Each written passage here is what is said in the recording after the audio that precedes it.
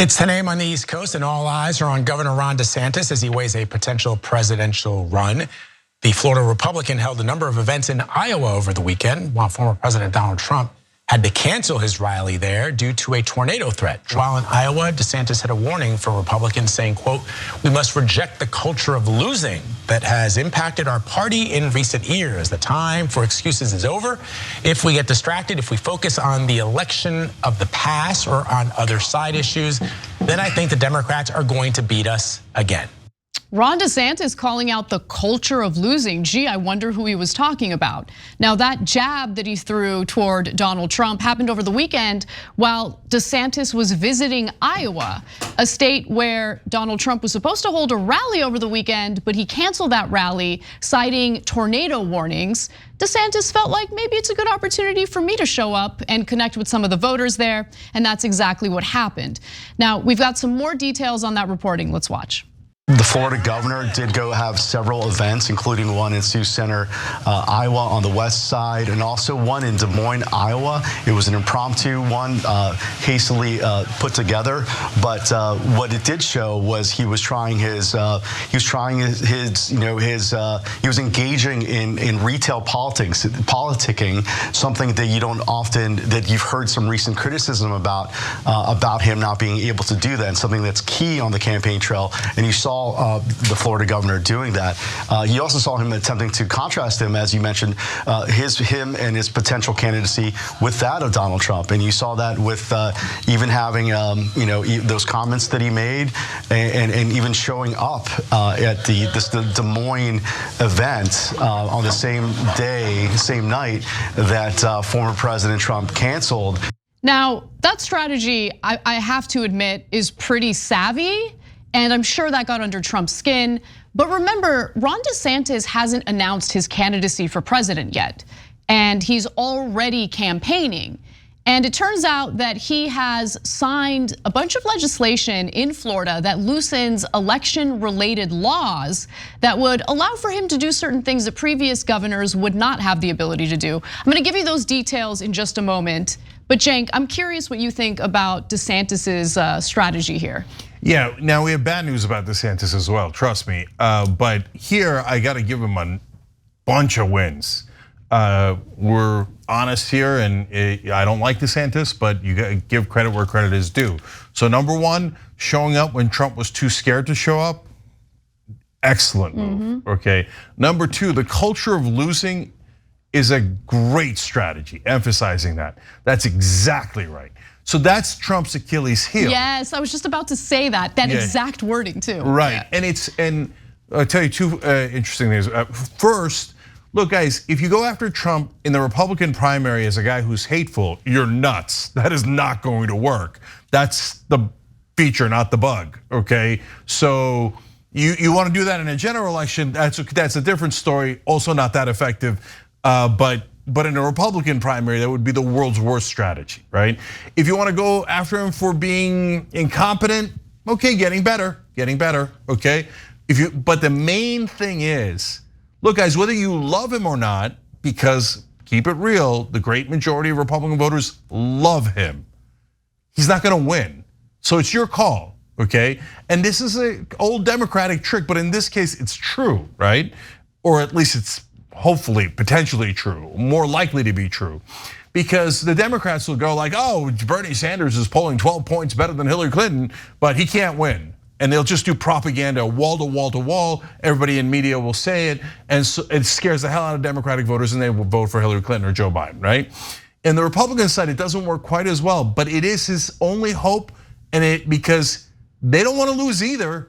And basically what DeSantis is going to say is, if you don't like woke culture and you want to own the libs, you're not going to own the libs by losing, and all this guy ever does is lose.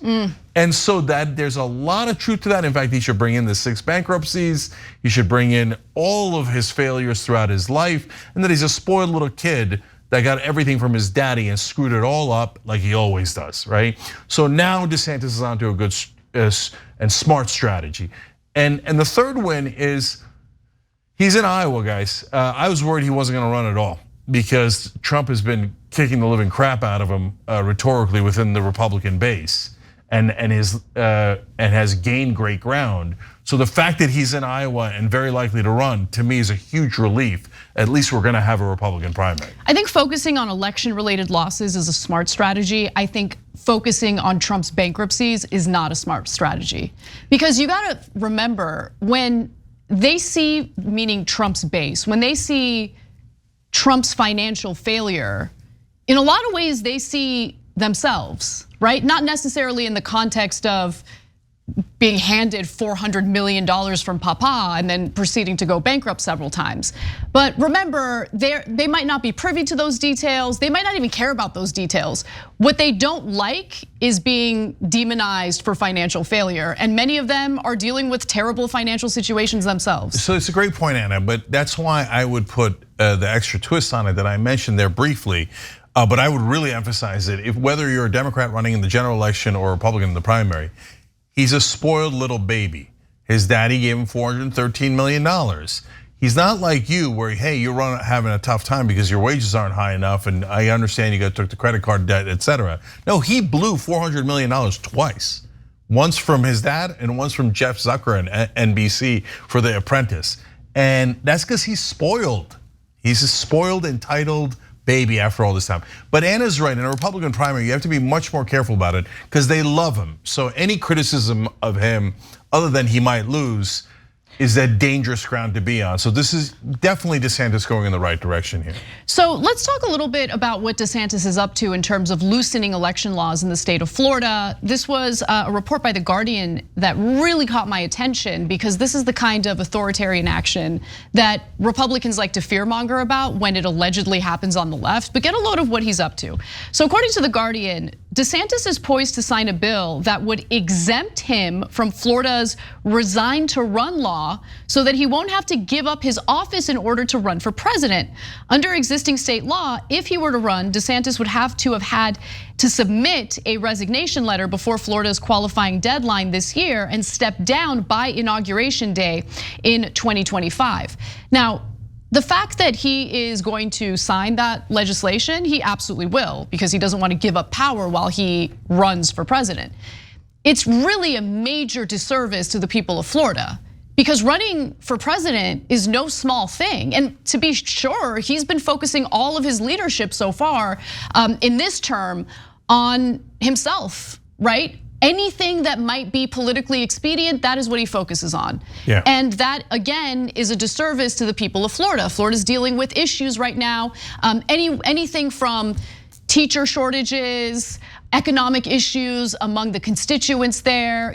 We hear glowing headlines about Florida, but there are still issues that the constituents are dealing with that Ron DeSantis has completely ignored, neglected. Same with the supermajority of Republicans in the state legislature. They've really been working on his behalf by passing all of these politically motivated pieces of legislation in order to help his chances of winning the Republican primary. Yeah, look, I don't think politicians do much to begin with, so. Let's get rid of them then. Yeah.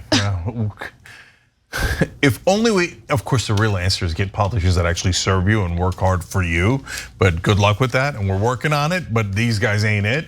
But even so, look, Florida especially oftentimes has natural disasters. And the other day, even Marco Rubio seemed to be criticizing DeSantis for being out of the state when they had a disaster in Florida. Right, they had a gas shortage as a result. People were lining up at the pumps and they couldn't find any gas stations that had any gas left. That was an example. So that's half of it, that he's gonna be an absentee governor. He already is, and it's gonna get way, way worse. Running for president ain't no joke, right? And of course, he's a politician. He doesn't care about the people of Florida. He just wants to win the presidency. And by the way, the other reason they're passing this law is he thinks he might lose, which is true. And he just wants to go back to being governor of Florida. That's exactly right. Right? That's exactly right. And so he doesn't want to lose his day job.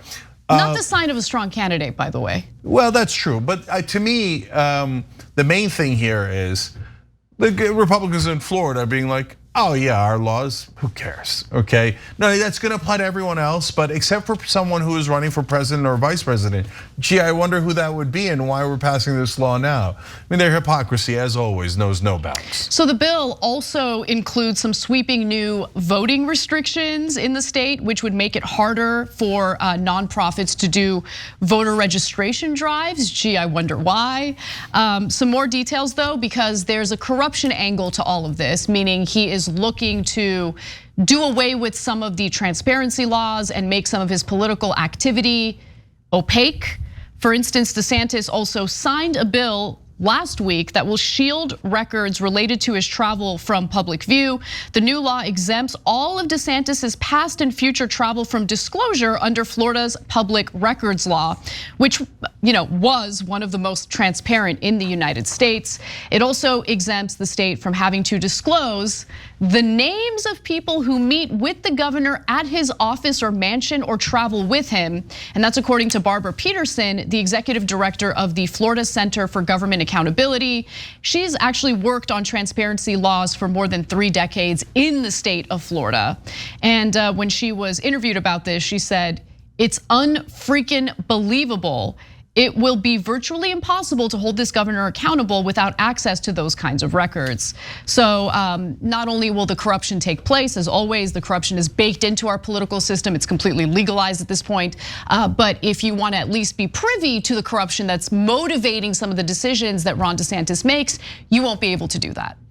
Yeah, so she sounds like a good person. The only issue that I take with her is that it's unfreaking believable. It's the most believable thing in the world. The Republican majority in Florida's now basically put up a flag of corruption and saying, we will do anything and everything to get DeSantis elected and make sure that he's not actually serving as governor of Florida. We don't care about any of our previous laws, any of our previous principles. We're gonna violate them all. That sounds exactly like the corrupt politicians that we have today. I believe it completely. By the way, the main point of that law to hide his travel and his meetings, etc., is to protect the donor meetings that he's having. Because he's going to meet with tons and tons of donors who are all going to legally bribe him.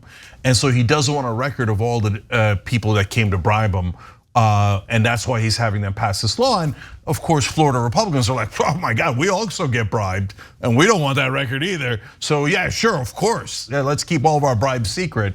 And so that's the main reason why they're doing. By the way, limiting the voter registration drives. For the billionth time in a row, Republicans don't want more people voting because they know for a fact, and Donald Trump has said it publicly, that if everybody votes, there's no way a Republican could possibly win. It's insane. They know that they're the minority party. That's why they have a bag of tricks to make sure that they could trick you, limit you from voting, and doing everything they can so that that loudmouth minority can rule us all. Thanks for watching The Young Turks, really appreciate it. Another way to show support is through YouTube memberships.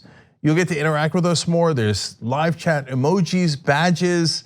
You've got emojis of me, Anna, John, JR. So those are super fun. But you also get playback of our exclusive member-only shows and specials right after they air. So all of that, all you gotta do is click that join button right underneath the video. Thank you.